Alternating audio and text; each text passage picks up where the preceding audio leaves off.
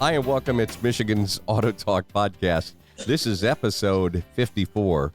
I am producer Phil Tower. In just a moment, we're going to introduce the hosts of this here podcast, Al Schwinkendorf, John Puhek from Verburg's Automotive in beautiful Grand Rapids, Michigan. And for those of you who are local to West Michigan in the beautiful Cascade area, we remind you this and every episode of Michigan's AutoTalk is about celebrating the automobile, everything automotive, and we're also about helping and supporting you, car and truck owners across our great state of Michigan, birthplace of everything automotive. And Alan John, we're welcoming back a return guest this episode, our buddy Tim Hile from Ottawa Kent Insurance. Al, in fact, 11 months out of the year, and then that one when the new bill comes for the next year, Yeah. we're kind of like neutral on Tim.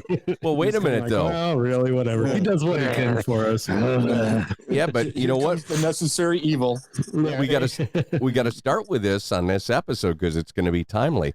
When people are listening to this episode in late April, a lot of people are going to be getting a $400 check in their mailbox because of their Michigan Catastrophic Claims Fund being overpaid, right, Tim? So those checks are going out around now. Phil just turned this into an hour and a half segment. Yeah, I was going to say, get ready. Okay, quick answer. Actually, Phil, hopefully most of them are already out in the field because I believe, I can't remember what the cutoff date is, but we've received ours and a number of my commercial clients have received theirs. So they're out in the field.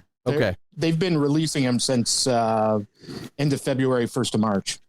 All right, and we got to mention it's like second week in April. Buick just had his second. He's got two boys, Mikey and Jonah. Yep. You know what happens when you do that, dude? Your wife really wants a girl, so you're going to have 3 or 4 or so, whatever. So he's really tired. If you hear yawning and that, it's just, that's what Tim did right there. He had the perfect thing. He got 2 for 1, a boy and a girl twins, and he went on. I lost the argument twice. Yes, fool. For shame. No, his wife's one of my favorites. She's crazy. But so congratulations, John. Congratulations, thank you. Alicia. That's why he's a little sleepy right now. But we wanted to get this together because number one, we love our people that like to come back. It's fun because we think our audience knows them like we do or gets to know them. And catalytic converter theft's a big deal. And Tim took care of one. We had an elderly guy who had a minivan that was his wife's. So he couldn't sell it because it was his wife who died like 2-3 months earlier. He had to hang on to it. Brought it in for some brake work, got referred to us, didn't know the guy from Adam. We get it fixed. We're full. There's no room behind the fence. We leave it out front because Rachel says, he's going to come pick it up at 8:01 tomorrow morning. So she gets to work and she goes to fire the thing up and defrost the windshield and back it up. And it's like, damn, that's loud. John and I look at each other and Rachel's like, I think the exhaust just broke. And we're like, no. Somebody stole the damn converter. And that's what it did. So we called Tim. So what we'd like to know, because there's been a lot of stuff and I get varying stories on the local news. If you're a PLMPD person, are you just screwed? And if you've got full coverage, what can you expect if you have a catalytic converter theft? Because we have people that there's a neighborhood that got hit really hard because it's a lot of SUVs that are parked out on inclined driveways where it's really easy for them to go get them. And they want to buy these protector plates that go under your vehicle and stuff. And it's like, you've got a $500 deductible and you're going to spend $2,000 on a shield. That's just stupid. So we want to educate our listeners. Well, first of all, thanks for having me back. And catalytic converters are a real issue right here in West Michigan. I'm mainly a commercial agent, so I deal with businesses like Verburg. It's rampant in these parking lots where there's easy access at night. You need to, first of all, you need to think about prevention, prevent it from happening. If you have a targeted vehicle, I just read an article today, the Toyota Prius is the most targeted vehicle because of the metals that are behind the Honda Odyssey. Yep. Right. Because of the metals in the converter and the amount of metal in the converter. So if you have a targeted vehicle but the majority of the targeted vehicles are gasoline engines think Jeep Grand Cherokee, something that's easy to get underneath, something that's at least 6 or 8 cylinders. We were talking earlier before we came on air about 3/4 ton pickup trucks. Yep. They get left parked furthest away or out in the street or whatever. It's really easy to go by and with a zip saw, get underneath there. So pay attention to where you're parking, park underneath lights. Then the next aspect is after that is what can you do about some of the protective pieces. I've seen them on Amazon from anywhere from $180 to people taking rebar and welding their welding up the catalytic converter. Yeah, I was gonna say the frame.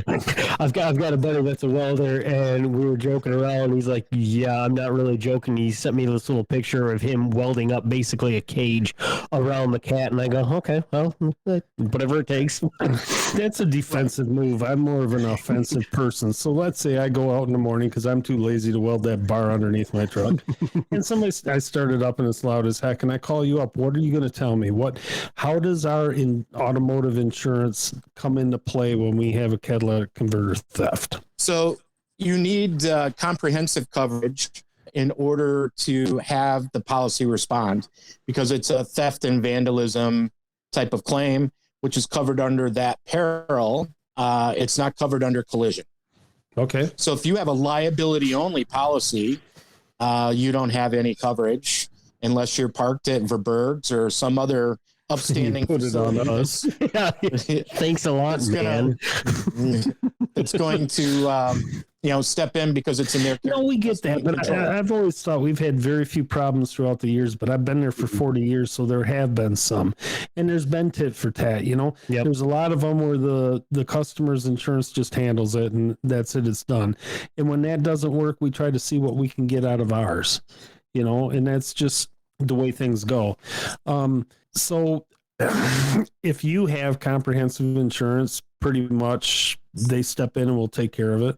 Correct. Yeah. And it'll be more than the catalytic converter, because typically, as you guys are aware, there's some other repair that has to happen. Always. Yeah. Because they cut all the stuff that's like welded to the body of the car. And they're just the hangers. Just come in. They never cut it at the right spot. They don't. Yeah. And maybe we should do a podcast on if you're going to steal a catalytic converter, this is what you do to give us a break, your insurance company a break, and save yourself some money. It sounds wrong. If you're going to steal it, right. If you're going to steal this, don't be a dick and make it easier for us. Exactly.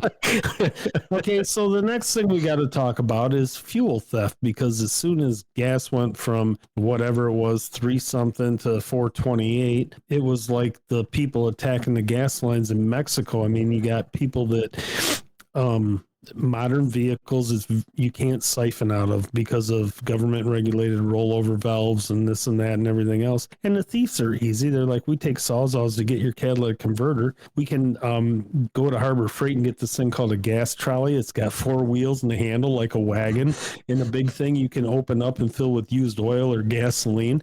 And they just drill into your plastic gas tank and let it drain out while you're in buying your whatever, your Twinkies, and then they pull it away. You go 2 feet and die, and they've got $150 worth of fuel.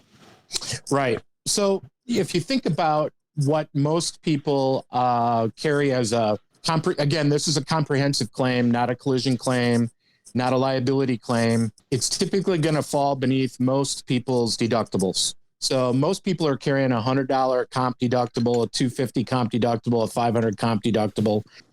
You get to a pickup truck with 40 gallons, 2 40-gallon tanks of diesel, you might be at your deductible. Gotcha. You're definitely, by the time you replace the tank and do the other repairs from the damage that has been done, you're going to be, what is that, $1,000 repair? At least $1,200. Yeah. So that's that's the big question. Do they cover the loss, which really the loss of the fuel at the $200-$300, $400 mark, or do they cover the fuel loss plus the damage, which is up in the $1,200-$1,300 mark? I am fairly certain that they would cover the fuel, if especially if you had a receipt from the day before. Oh yeah, gotcha. Good idea, because the guy could have had been on E, or he could have been full. Yeah. Ooh, right. Interesting. So if you keep your receipts, that's smart. Mm-hmm. Right. So if you show that you put 80 gallons of diesel in your truck and you only drove 20 miles after filling it, and you come out in the morning and you went 50 feet down the driveway and it died, what's diesel just short of $5 times 80? That's a significant. Yeah, it is. That's why they're stealing it. $800 to $1,000 a tank.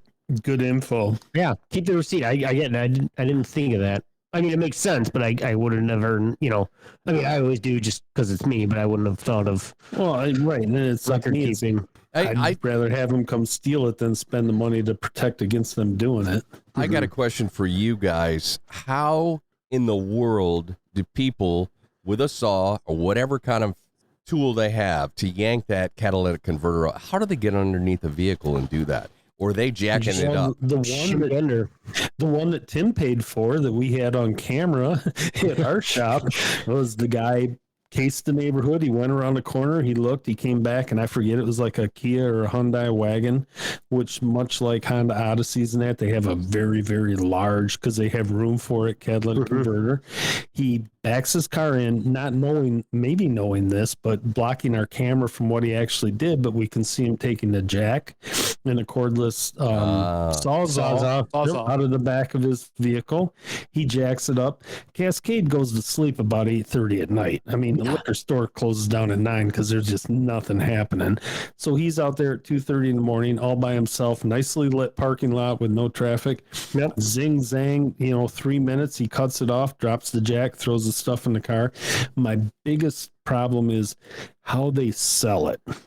Because I've done that before, where we've got a scrap guy that comes by and we kind of feed his family and let him take our metal, and he pays for converters and like copper radiators and alloy wheels that are worth a lot of money.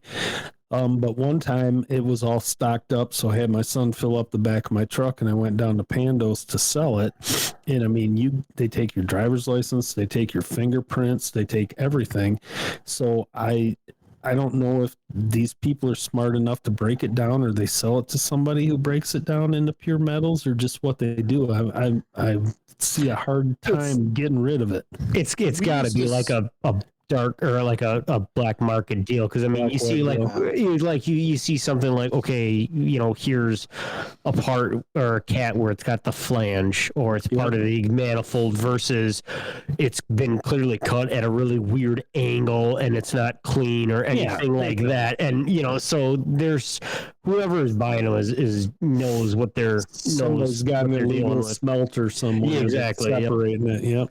So a couple of years ago, we talked to the sheriff's department about this, and it sounded like all the people that were stealing them on the east side of the state were bringing them to the west side to sell them. And everybody on the west side was taking them to the east side to sell them. Of course. That hillbilly logic, sometimes it just makes money.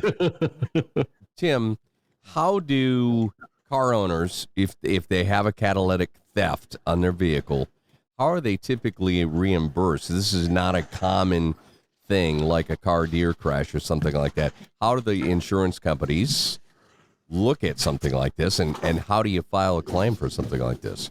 It's very, very similar. You take it to an automotive repair facility, have them write up an estimate, turn the estimate into your agent or carrier, and they start ordering parts and go to work after they confirm coverage.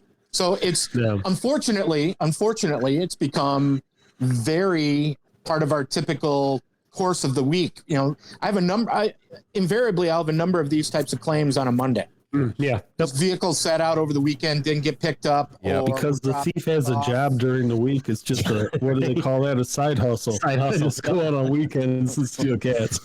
You know what, Tim? I gotta say this, and we always preach to car owners that they need to have a relationship with their mechanics.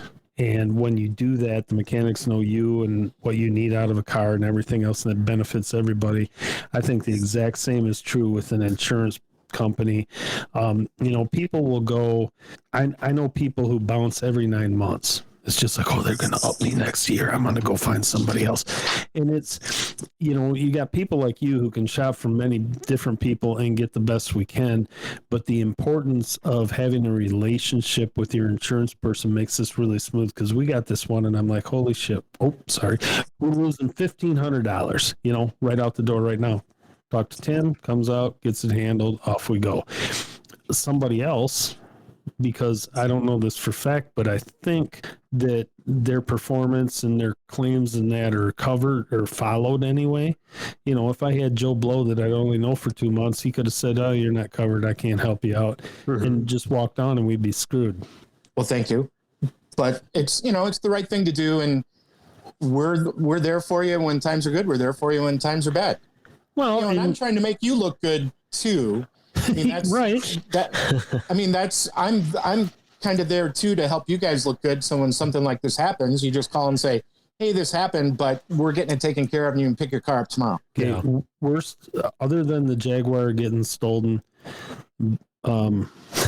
working on a Saturday at the shop, some guy's coming into town, his E-Type setting up front, keys under the seat because he's going to come in and get it. We heard it fire up, we heard it leave, and then the guy actually shows up. that was the worst. The second worst was a doctor who was head of I don't know, he was a neurosurgeon, and he's, before it was Spectrum, when it was just Blodgett, but this big medical group, he had this BMW that he bought in Germany, took the wife over, they had the vacation, drove the thing around all over the world, and then had it shipped back, and he had this Blaupunk stereo that had a microphone and a recorder, so you could put a cassette in and you could record, because he did all kinds of training stuff and all this, and he's a published author and all that kind of stuff. Somebody jumps the fence, cuts the roof, it's a convertible, open, and they steal a stereo. And you can't get the stereo anymore.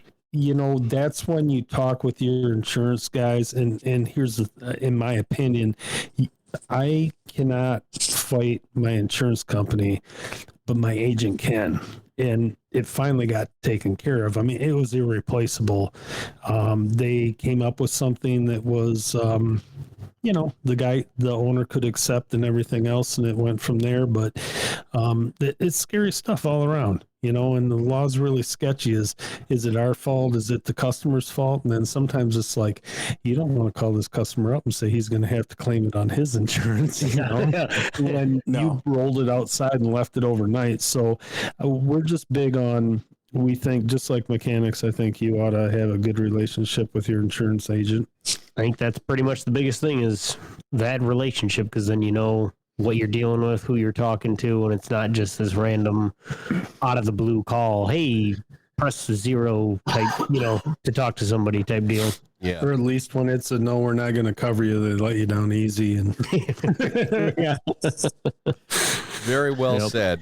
I think Tim's gone, but thank you, Tim, for coming on. Appreciate it. Him and Phoebe, both good people to go back and forth with and bring back time and time again. They bring us good content, and congratulations, John, on the new kid. Thank you. Yeah. We'll see. I see a minivan in your future very soon. Oh, no, we're done. We're done. All right. No more. I'm out. That's going to put the wraps on episode 54. Until next time, I'm producer Phil Tower. I'm Al Schwinkendorf. I'm John Puhek. Thanks for listening.